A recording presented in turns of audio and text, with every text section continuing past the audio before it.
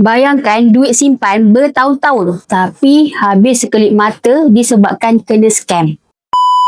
Ini berdasarkan kisah sebenar pelanggan saya yang kena scam. Dia seorang pekerja kaki tangan awam. Ikutkan klien, awalnya dia dapat call daripada nombor yang tak dikenali. Orang tu kenalkan dirinya sebagai ejen kewangan. Ejen tu bagi tahu dia yang dia boleh settlekan masalah bad record klien ni dalam tempoh 1 hari. Tapi syaratnya klien perlu bayar duit pendahuluan untuk proses pemulihan tu.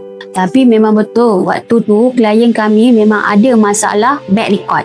Untuk pengetahuan korang, nak settlekan masalah bad record ni bukan benda yang mudah. Dia mengambil masa berbulan-bulan, bahkan bertahun-tahun, bergantung kepada kes korang. So dekat sini kita boleh nampak ejen tu memang menipu. Okey, kita sambung cerita. Klien pun termakan dengan umpan dia. Yang paling kesiannya, klien dah bayar duit muka dan amount yang sangat tinggi guna duit simpanan dia sendiri. Tapi lepas je klien bagi duit tu, ejen tu senyap tanpa khabar berita. Klien WhatsApp, klien call, langsung tak angkat.